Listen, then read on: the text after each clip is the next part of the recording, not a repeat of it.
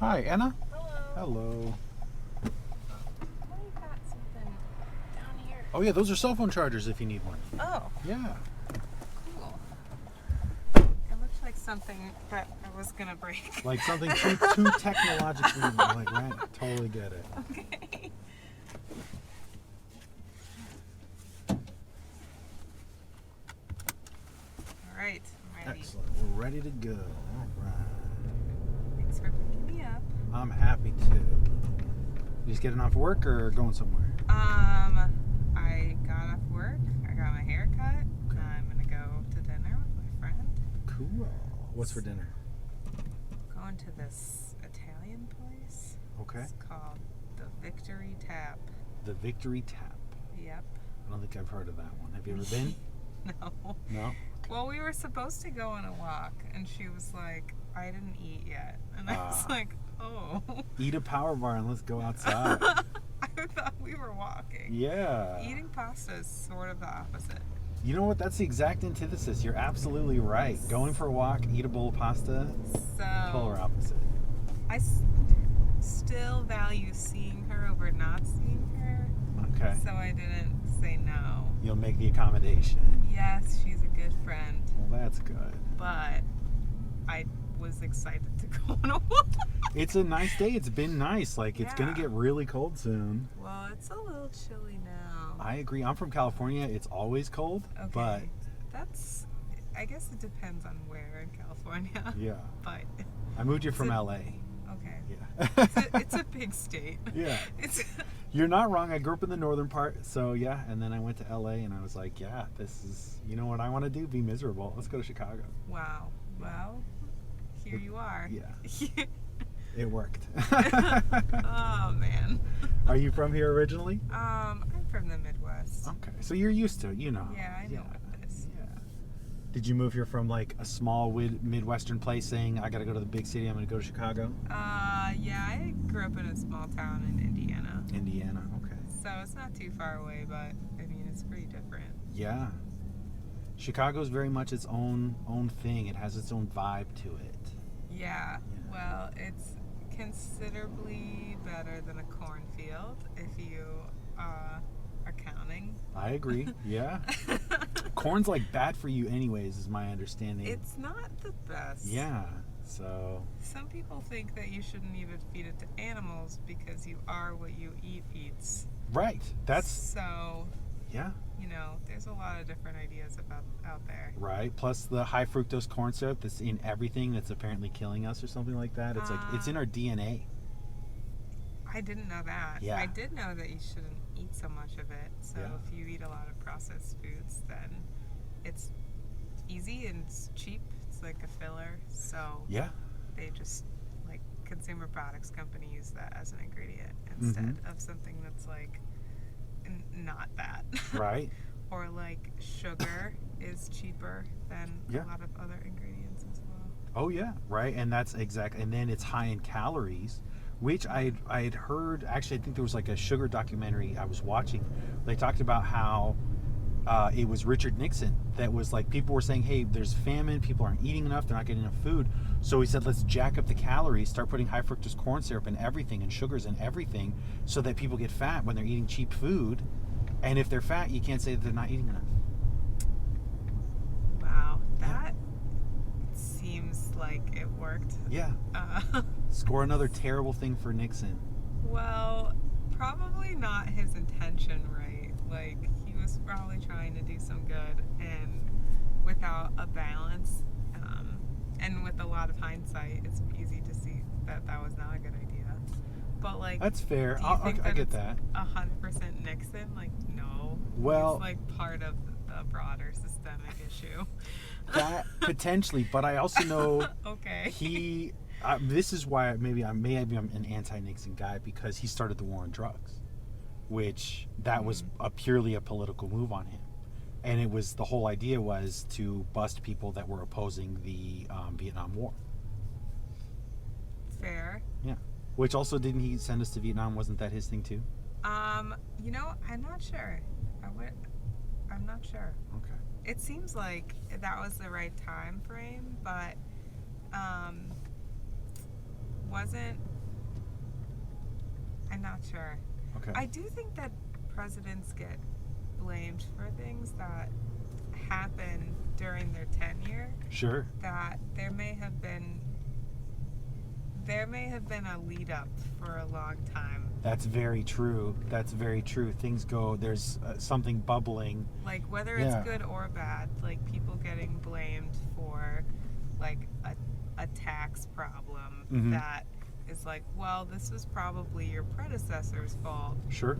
Because of practice that they put in place. Oh yeah, and that's definitely the true, like with the economy, right? Whatever policies are done by a president at the second half of their term take over, and you actually start to see those in the first half. That's this recession is exactly that. Like this is what happened 2 years ago, not what happened in 2020, but the second half of the prior president's term. So it's like that's what we're now in the fallout of. But the existing president gets the blame for it. Yeah, but then like not only is it the president who's like your figurehead, like whether or not that person is capable at their job is like also affected by their party, right? Yeah, and what their party is able to do in the other parts of government. That's a great point. And then also like the cabinet that you pick, right? You're reliant on them to do those things. And that was it's in the name itself, where people think the president has ultimate authority over everything, but it's actually who is presiding over this office at the time. It has some executive power in certain moments, but the whole point of a president is who's presiding. They are here for it. They're here while this is going. They pick the people that are going to make good decisions and create these structures. They put those people in place and preside while they do. Hopefully they make good decisions. Yeah, I don't think any of them do. No. Yeah. Like, I really like Pete Buttigieg, but like, does he know anything about transportation? Like, no. No. They just kind of wanted to give him something. I'm like, okay, well, I mean, maybe you could have picked a civil engineer. Right. But like, I don't know. Yeah. I'm just a commoner. This is the problem. So I have the same problem with people who are running for like a position for the water reclamation positions locally. Yeah, because you have to be political. You have to get voted in. Well, it's like the people, I don't know if you're big into voting or not, especially in like local elections. Oh, I definitely do, yeah. Okay, cool, good. I think it's important to pay attention. Absolutely. What the theme that I've seen is that people who run for office are either like the Democratic Party pick. They're like, you need to have some position so that you can be launched into the next thing. Right. And this is an easy one for you to win, especially if we back you. Right. And then like someone who cares about the environment but is like a babysitter.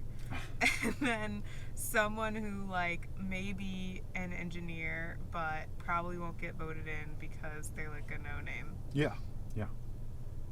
So it's just like it's a little bit weird, popularity versus capability. Absolutely. And that goes into the whole idea, like what is the Democratic Party? Are you familiar with like what is it as a body? I don't think I understand your question. So it seems like you have an answer, so I'll wait. Okay, cool. Hey, you saw where I was going. So George Washington said, in order for us to maintain a free society, a free government and country, you have to do three things. The first one, he said, no kings. You can't have any kings or queens. Yeah. Okay, so we got that one right. The second thing he said was no foreign allegiances. We are way off on that, because if they go into a war, we go into a war, and that's what we have going on. The third thing he says, do not have political parties, because they fight each other and then they stagnate. And that's what's been happening for a while, the last 200 years of America. And because that's what it is. It's not, they don't say, this is a policy I disagree with. They go, you have the other letter I don't like, and I'm not going to do whatever you want to do. I'm going to fight you tooth and nail because you have the letter that's against my letter. That's all. That's it. And all it is, I'm pretty bored of that conversation. it is. It's extremely, because it's usurping what the actual point of government and policy is and what it's for. And it's instead now a grab at power. And that's all a political party is a consolidation of power, saying we're all under the R party or the D party or the G party, and we all vote together. We're consolidating our power, and that's going to turn it. So this is how you have people that are Democratic, right? They're going to go and say, well, our party is behind you, so you're going to get this position because we have a consolidation of power pushing you forward. And that's all political parties. Well, we're pretty far off from having an alternative system. Yeah. The rank voting thing is pretty interesting to me. Yeah, I think it's a great idea. I think we absolutely need to put it in place because it'll get rid of the ability to consolidate power like that. And I think at least would like provide a check. Yeah, right. And ranked choice voting then says like people can have a lot more political say in who should get that position. I'm a firm believer in that anybody who's running for office politically should not be in that office because they're not the people for the job. They don't actually understand what needs to be done to run that job effectively for people, to have that position for the people, which is what it should be. I'm also like pretty over like 90-year-olds being in office. Yes. So yeah, like love you grandma, but like no, you don't represent the needs of majority of the people that you're representing. Oh so, yeah. I might be a little ageist, but I'm 100% with you. I'm like definitely ageist. Like I'm sorry, you're just not mentally capable. Cognitive decline is a real thing, and your generation is the worst at keeping yourselves okay. Like people get their licenses taken away, right? Because they can't drive. Yeah. So is that like, it's not like that's the only indicator, but I feel like that's a pretty good indicator of saying like, are you capable of like looking after yourself? Yeah. And I feel like when you hit like 80, 85, that's kind of the cutoff. Yeah, I think it should be in the 60s. Sure. But sure. I don't know. My grandpa practiced medicine until he was 83. Oh wow. Should he have? No. No. Did he? Yeah. Gotcha. Okay. So, just not that he had any malpractice issues, but the risk was really high. Oh, like, because if he had screwed something up, people would have been like, "Oh, he was old," and then like, yeah, probably that wasn't a good idea for him to be performing a procedure. Right. And that's exactly it. So somebody with that level of advanced age shouldn't be making decisions that are undo. You know, you can't undo once a law is made. What's the whole process to reverse that? Yeah, like maybe you shouldn't be appointing people to like a permanent judicial position. Right. If you are not mentally capable of making decisions yourself, or if you're like a terrible person, like one of those things. I think those should those be. Those are not mutually exclusive. You're right, they're not, and yet somehow we find ourselves in these scenarios. So there's a lot of downstream effects that I think people don't care about. Very true. And I get it where we were in a place in our government or in our society that didn't have, the structure and wherewithal to be able to figure out what was going on, to keep tabs with it. I mean, most people, before you had the internet, before you had, news and TV and all that stuff, you couldn't follow what was happening globally or across the country. But now we can kind of pay more attention to it. And so now it's like we kind of have to start making changes and saying these are how things should be being done as opposed to how they were being done. Do you feel like there's too much to pay attention to, though, so people get overwhelmed? Yes. Yes. So what's your appeal to the common man to say, like, here's the bar of, like, the limit of what you need to pay attention to, but, like, like the minimum viable paying attention? The minimum viable paying attention. That's a really tough and good question. and I don't know. I think I think if we were to tackle the problem in a different way, this is me just thinking now, don't look at it as who should we put in place, but how are we maintaining their ethical standards. There's a really great group, I'm forgetting the name of, they're trying to make an amendment into local and state constitutions to say, you have to be 100% see-through on your finances, what you're doing, where you're getting your money, who's paying you. I think that's a great idea. Right? And I think if we're looking at those things for anybody in office, it's going to make it a lot harder for them to be corrupted. And they're going to have to then, or they'll find it another way that's like more opaque, but Sure. I mean, sure, like make it a little bit harder, and Yeah. then maybe you get rid of some behavior that is less than. right? I don't know, like being able to invest in the stock market before you pass a bill is Right. like pretty. Pelosi, right? I mean, yeah. Pelosi, definitely screwed that one up. Yeah. Like, is she alone? No. No, none of them She's should be just allowed like to. None of them should be allowed to. most public of them all. Yeah, just the richest by far of them for doing that. Yeah. So like, Yeah. she's probably been doing it for a while. Oh, absolutely. Her husband and if she's is not an like investor. Yeah. it's not like it's illegal. No. So, and do you think a bunch of lawmakers would make it illegal? No. Right. Because it serves them not to. It behooves them not to. So they're not going to do it, and that's the problem. Yeah, and that's exactly it. The people who make the laws are not. They're not going to them. Everybody in Congress has I have a universal lot of health care. restrictions on what I'm allowed to invest in because of the work that I do. Oh, really? And like, I can't invest in like a quarter of the market Oh, no. because I'm privy to a lot of other information about the company. Wow. And so I feel like those restrictions are really not that hard to enforce. Absolutely. Like a lot of companies have some sort of thing, especially like consulting companies or like accounting companies. Sure. Like the SEC requires that you do this. Yeah, and you have to be open. It's very trackable. It's very easy. I think So, you have to start going to the money in that. Yeah. I mean, I think that's like it's like not a partisan issue. Yeah. I think that's like everybody needs to work on that. Yeah, this is just be what the ethical standards of action should be. This is what people should be doing. So, I don't know. I think there's a lot of things that people can agree on, Mm-hmm. but they get distracted. Well, and this is the exact problem with political parties, is because instead of talking policy, which 70 to 80% of the people in the United States agree on most problems and issues that we have, and even on the solutions to true? them. Oh yeah. I Oh yeah. wonder how you come up with a statistic like that.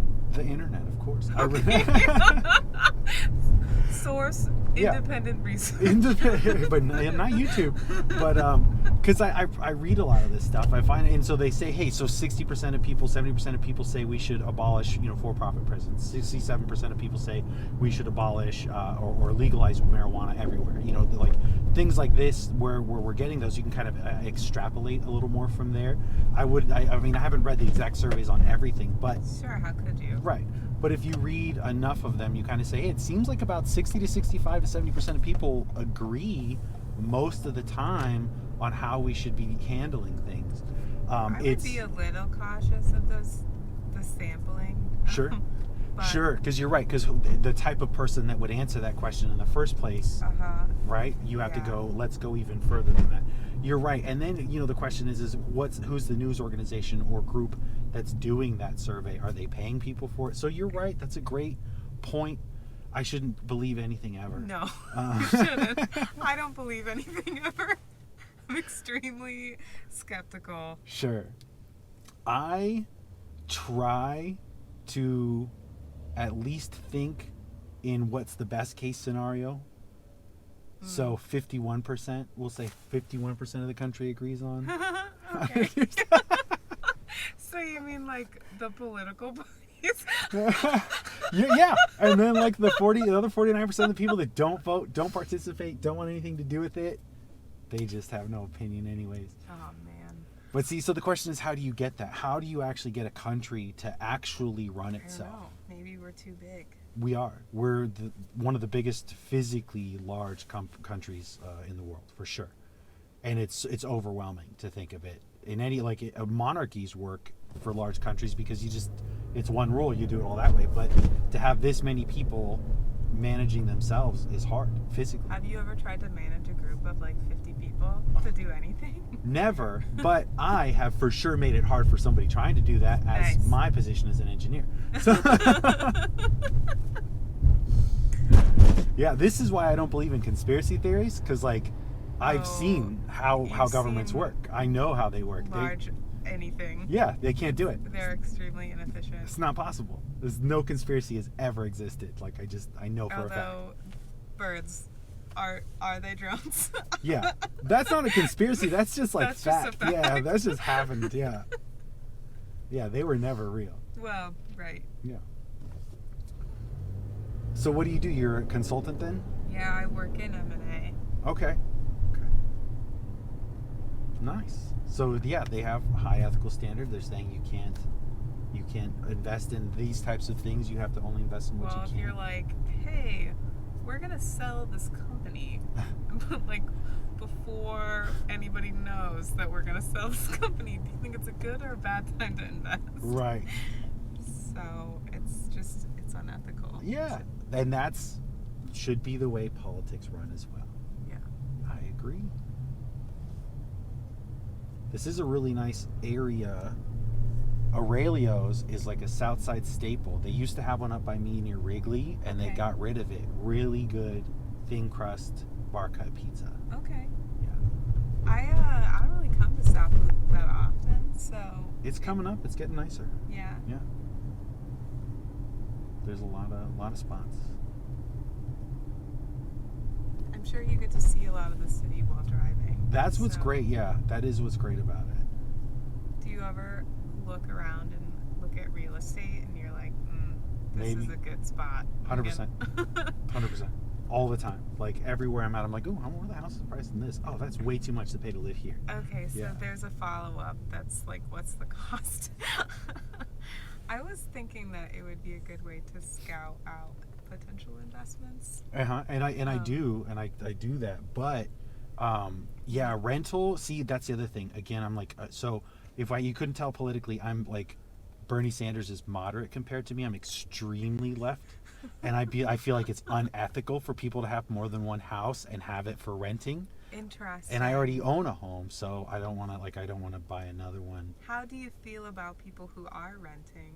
Like, You have to. What other option do you have? so how can it be unethical for someone to offer that option for someone else to rent? So Because do you have to live in the building that you are renting? I would think maybe that might be, but I think the reason people are having to rent, and instead of like how much you paying on rent, it's as much as a mortgage would be. For that place, it's probably twice what a mortgage would be actually. Oh, I'm definitely paying less than a mortgage. Well, that's good. I have done the math. Good for you. So, Otherwise, I would have purchased. But Sure. also, it depends on your time horizon.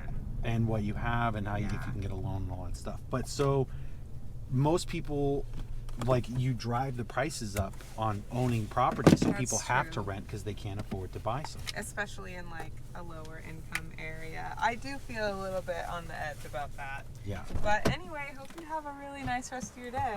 Thank you. You too. It's nice chatting.